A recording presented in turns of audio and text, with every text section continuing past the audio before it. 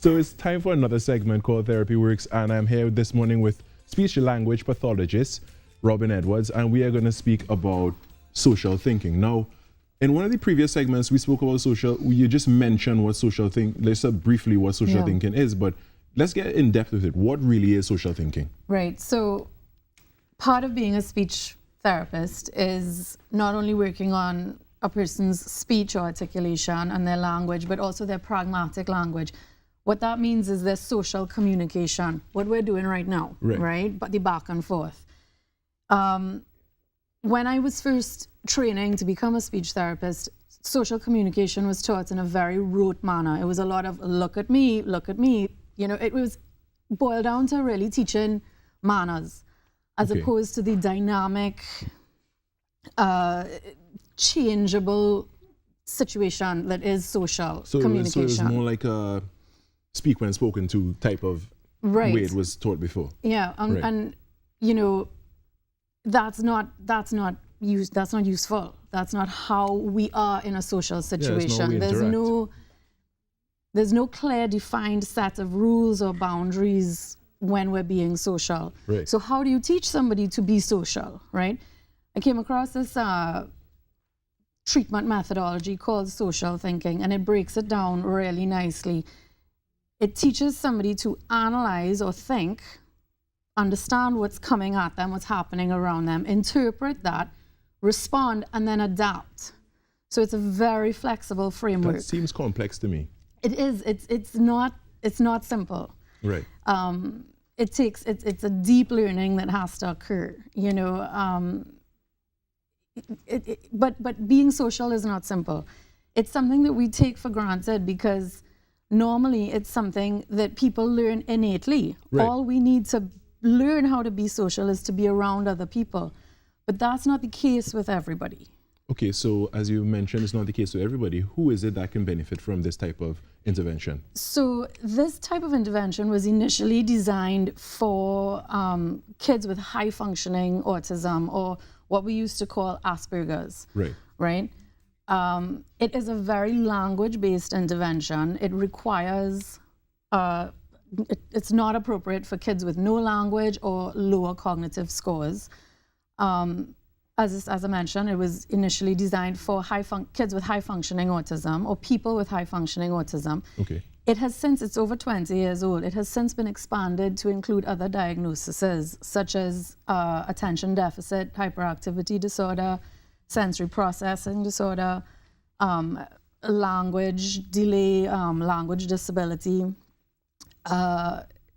So there's a vast range of people that it can help. I mean, I have to admit, as a neurotypical adult, I use it constantly to kind of break down my emotions, analyze the situations happening around me, and then determine how I want to react or adapt myself to make the situation as successful as possible.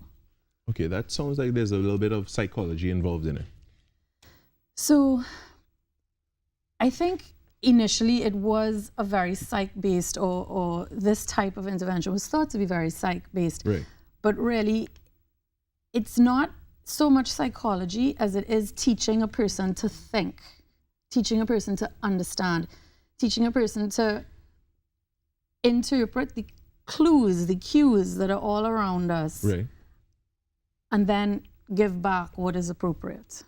All right, so how does social thinking help?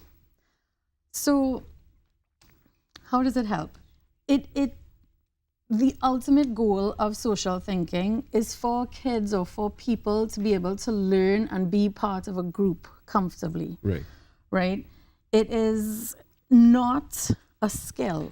Riding a bike is a skill. Even learning to read is a skill.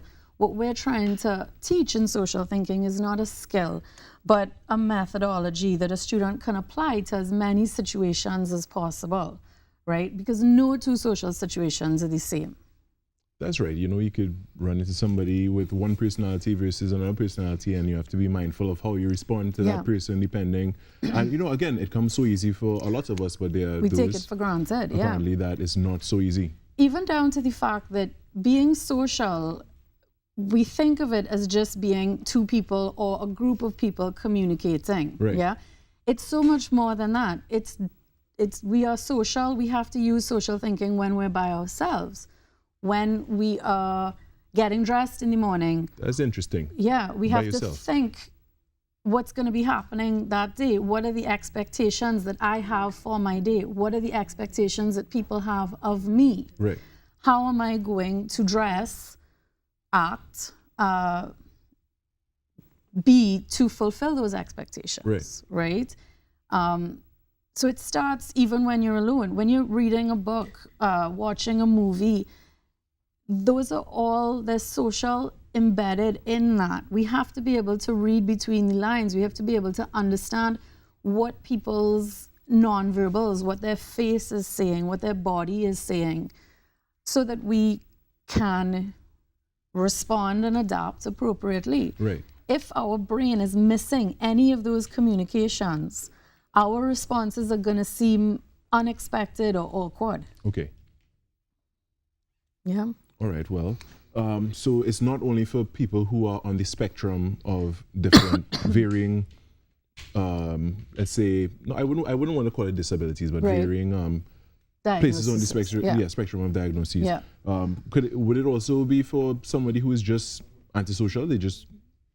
So definitely, I mean, it can work with anybody that just feels they need some support in this area. Okay. As I say, the more I have learned about it, the more I have been able to apply it to my life. I mean, down to driving down the highway and you are, you feel like you're going to have an aneurysm because somebody bad drives you, and, that is a social experience. Okay. All right. Well, it seems that this is a big topic and a lot to cover. So, and we do have you back for another few weeks, and if all goes well, this will be a continuing segment.